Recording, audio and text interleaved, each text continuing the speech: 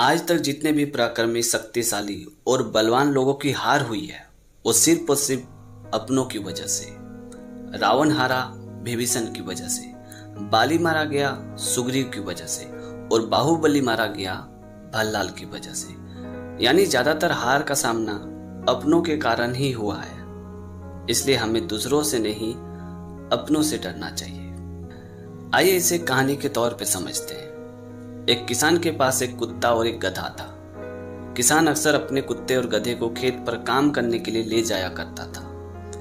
एक दिन किसान ने अपने कुत्ते और गधे से कहा कि कल से तुम दोनों में से एक को घर पे रहना है और एक को खेत पे काम करने आना है। जो घर पे रहेगा वो घर की निगरानी करेगा और जो खेत पे आएगा वो खेतों का काम करेगा। अब तुम लोग डिसाइड करो कि किसको घर पे रहना है और किसको खेत पे काम करने के लिए आना है। ये बात सुनते वो गधा और कुत्ता आपस में लड़ने लगे। दोनों कहने लगे कि मैं घर पे रहूंगा, मैं घर पे रहूंगा। तभी किसान ने गुस्सा करते हुए कहा कि एक काम करो, मैं ट्रैक्टर लेके घर पे जाता हूँ। तुम दोनों में से भागता हुआ जो तेजी से घर पे आएगा वही कल से घर पे रहेगा और जो देरी से पहुंचेगा वो खेत पर काम करने आएगा। और ये बोल के किसान अपने ट्रैक्टर से घर पे वापस आ गया। किसान की बात सुन के कुत्ता मनी मन मुस्कुरा रहा था, ये सोच के कि हमसे तेज तो ये गधा दौड़ ही नहीं पाएगा, तो भला ये पहले कैसे पहुंचेगा। यानी घर पे मैं ही पहले पहुंचूंगा और कल से घर की निगरानी और आराम मैं ही करूंगा, इसे खेत पे ही काम करना पड़ेगा। और ये सोच के कुत्ता मनी मन मुस्कुराने लगा। फिर दोनों खेत से तेजी से अपने घर की ओर भागे। कुछ दूर जाने के बाद एक चौराहे में बहुत सारे कुत्तों ने उस कुत्ते को घेर लिया। भौंकने लगा, काटने लगा। कुत्ता किसी तरह लड़ता झगड़ता आगे बढ़ा।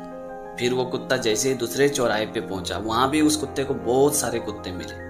वो दूसरे कुत्ते इस किसान के कुत्ते को भौंक रहे थे, नोच रहे थे। फिर वो कुत्ता किसी तरह झगड़ा करता हुआ, हमला करता हुआ वहां से आगे निकला। जब वो तीसरे चौराहे पे पहुंचा तो वहां भी उसे कुछ कुत्ते मिले।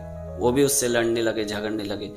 फिर वो कुत्ता किसी तरह वहां से लड़ते झगड़ते अपनी जान बचाते हुए किसान के घर पे पहुंचा। जब वो कुत्ता किसान के घर पे पहुंचा तो वो देखा कि वो गधा ऑलरेडी किसान के घर पे बैठा था और आराम से हरी हरी घास खा रहा था। उस नजारे को देख के कुत्ता मनी मन बहुत ही दुखी और निराश हुआ और मनी मन सोचने लगा कि काश मेरे ही बिरादरी वाले मुझसे अगर ना लड़े होते तो इस गधे से पहले मैं घर पे पहुंचता और कल से घर पे आराम मैं करता।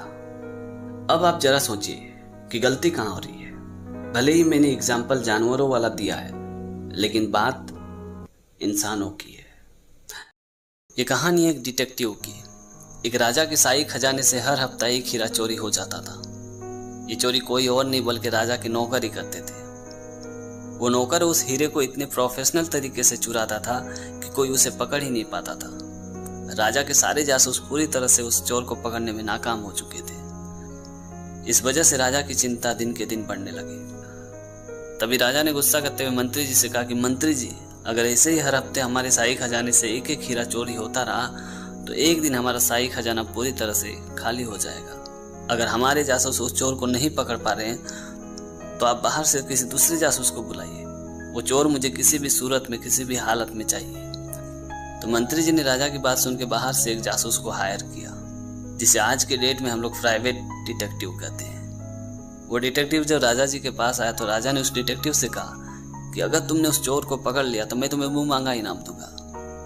उस डिटेक्टिव ने मुस्कुराते हुए कहा कि महाराज, उस चोर को तो मैं पकड़ ही लूंगा, पर मुझे मुंह मांगा इनाम नहीं चाहिए। मेरा जो फीस है बस वही आप दे देना। और अगले दिन उस डिटेक्टिव ने राजा के सारे नौकरों को एक शानदार पार्टी दिया, सबको खूब खाना खिलाया।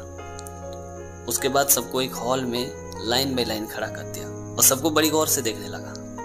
कुछ देर बाद एक नौकर बेहोश होकर गिर जाता है। फिर कुछ देर बाद दूसरा एक नौकर बेहोश होकर गिर जाता है। उसके बाद तीसरा एक नौकर बेहोश होकर गिर जाता है। ये देख के सारे नौकर पूरी तरह से डर जाते हैं और सबने घबराते हुए उस डिटेक्टिव से पूछा कि तुमने खाने में जहर मिलाया क्या।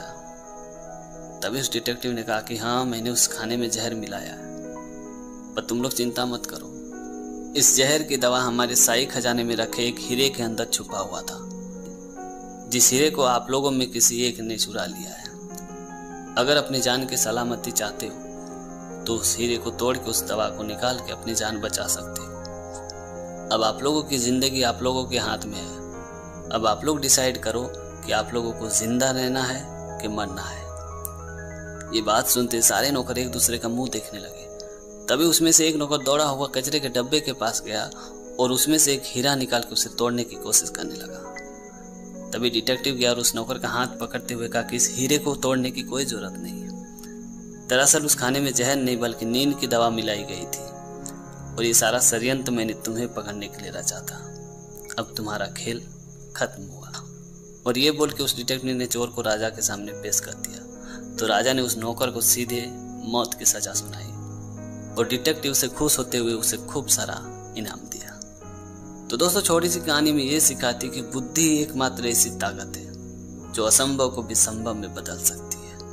क्योंकि आपको भी पता है कि एक विशाल हाथी को एक छोटी सी चींटी अपने बस में कर लेती है। ये कहानी है विवेकानंद जी की। एक बार विवेकानंद एक सेमिनार में भाषण देकर वापस लौट रहे थे। जब वो नदी के पास पहुंचे उससे पहले ही नाव किनारे से निकल चुकी थी। तो विवेकानंद जी वहीं बैठे बैठे नाव के आने का बेसब्री से इंतजार करने लगे। कुछ देर बाद वहां से एक साधु गुजर रहा था। उस साधु ने जब विवेकानंद जी को वहां पे देखा तो साधु ने विवेकानंद जी से पूछा कि आप कौन हो और यहाँ क्या कर रहे हो। तो विवेकानंद जी ने कहा कि मैं नाव के आने का इंतजार कर रहा हूँ और मैं हूँ विवेकानंद। ये बात सुनते साधु ने हंसते हुए कहा कि प्रसिद्ध विवेकानंद जो देश विदेश घूम के खुद को महान स्वामी समझते हैं, क्या आप इस नदी को पार कर सकते हो। और ये बोल के वो साधु पानी में चलता हुआ नदी के उस पार गया और इस पार लौट आया। ये देख के स्वामी विवेकानंद जी ने साधु की शक्ति की बहुत ही प्रशंसा की, उनकी खूब तारीफ की। फिर विवेकानंद जी ने साधु से पूछा कि इस शक्ति को पाने में आपको कितना वक्त लगा, कितना समय लगा। तभी साधु ने गर्व महसूस करते हुए कहा, यह आसान नहीं था। मुझे 20 साल की तपस्या करनी पड़ी, हिमालय में रहना पड़ा, खुद को एकांत में समर्पित कर दिया और 20 साल की कठिन साधना के बाद मुझे ये शक्ति मिली। ये बात सुनते विवेकानंद जी ने कहा कि आपने 20 साल बर्बाद कर दिया कुछ ऐसा सीखने में जो एक नाव सिर्फ और सिर्फ 5 मिनट में कर सकती है। आप इस 20 सालों को बेसहारा गरीबों की सेवा में भी समर्पित कर सकते थे। आपने 5 मिनट बचाने के लिए 20 साल बर्बाद कर दिया। ये ज्ञान नहीं है। सच्ची साधना गरीबों और बेसहारा लोगों की सेवा में है। ये बात सुनते जो साधु अभी अपने आप में गर्व महसूस कर रहा था, उस साधु की आंखें शर्म से नीचे झुक गई। तो दोस्तों, छोटी सी कहानी में ये सिखाती कि जीव सेवा ही सबसे बड़ी सेवा है, अर्थात लोगों की सेवा ही ईश्वर की सेवा है।